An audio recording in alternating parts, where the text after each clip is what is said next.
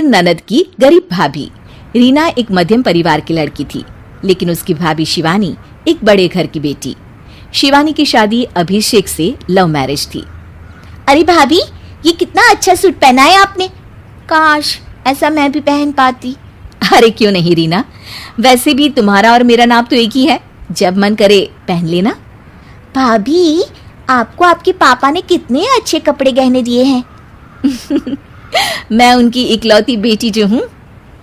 बेटी तो मैं भी इकलौती हूँ, लेकिन क्या करे, पापा है नहीं, पता नहीं कैसे होगी मेरी शादी। तभी वहां शिवानी की सास आ जाती है। अरे क्यों नहीं करेगा भाई तेरी शादी धूमधाम से, आखिर जिम्मेदारी है तो उसकी। और वो दिन भी आ जाता है जब रीना की शादी तय हो जाती है। अभिषेक, क्या हुआ? आप इतने परेशान तो कभी नहीं दिखे, कोई बात है तो बताइए मुझे। अरे शिवानी, वैसे तो शादी का सारा इंतजाम हो गया है, लेकिन गहनों का रेट तो आसमान छू रहा है। कैसे क्या करूं, कुछ समझ में ही नहीं आ रहा। थोड़ी देर में शिवानी अपने पूरे गहने अभिषेक के सामने रख देती है। ये लीजिए, गहनों का इंतजाम भी हो गया। अरे नहीं नहीं शिवानी, मैं ये गहने किसी हालत में भी नहीं ले सकता। ये तुम्हारे पिता ने तुम्हें दिया था, और तुम हो कि। तभी वहां सास आ जाती है। अरे तो क्या हुआ, इसकी तो हो गई ना शादी, अब किसे दिखाने हैं इसने गहने। सास गहनों का डिब्बा शिवानी के हाथ से लेकर वहां से चली जाती है। रीना की शादी धूमधाम से होती है और अब वो बड़े घर की बहू बन जाती है। वहीं रीना की शादी के बाद शिवानी और अभिषेक उसकी शादी के कर्जों से डूब जाते हैं।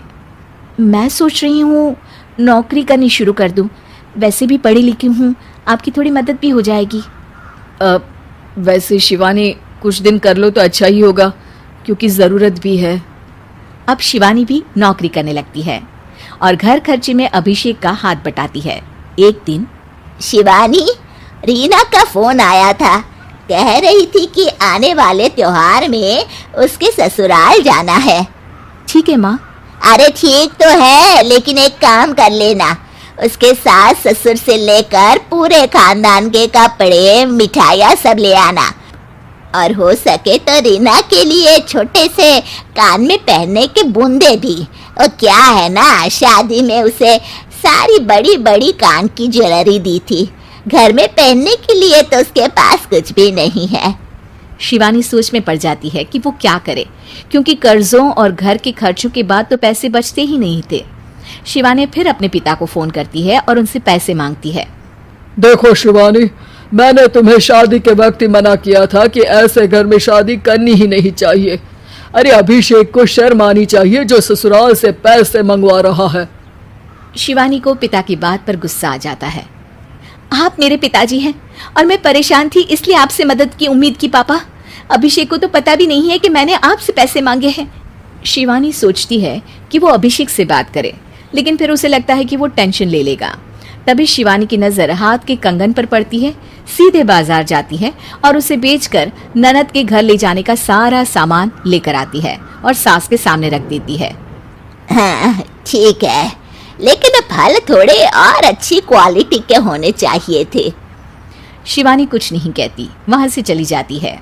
एक दिन शिवानी, रीना का फोन आया था, बहुत रो रही थी। क्यों माँ, क्या हुआ? सब ठीक तो है ना उसके ससुराल में? अरे तूने तो उसकी नाक ही कटवा दी।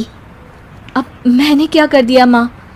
कह रही थी कि बड़े घर की बहू है भाभी, जो कपड़े दिए वो ब्रांडेड भी नहीं थे। तू तो जानती है ना उन लोगों का पहनावा कितना अच्छा है। तू तो मेरी बेटी का भला कभी सोचती नहीं। हाय भगवान, अरे बड़े घर की बहू है, इसी बात की जलन है ना तुझे, लेकिन याद रख मेरी बेटी का सोचने के लिए भगवान है, तुम लोग कभी उसका बुरा नहीं कर पाओगे। अब शिवानी के मन में सवाल था कि क्या ईश्वर सिर्फ रीना के साथ है, उसके साथ नहीं? लेकिन उसे सुकून था कि वो अभिषेक के साथ उसकी जिम्मेदारियों को निभाने में बराबरी की हकदार है। शिवानी वहां से चली जाती है। वो सास से कुछ नहीं कहती, क्योंकि अमीर घर की बहू बनकर रीना को भले ही सुकून ना हो, लेकिन गरीब घर की बहू बनकर शिवानी खुश है, क्योंकि खुशी पैसों से नहीं परिस्थितियों पर निर्भर करती है।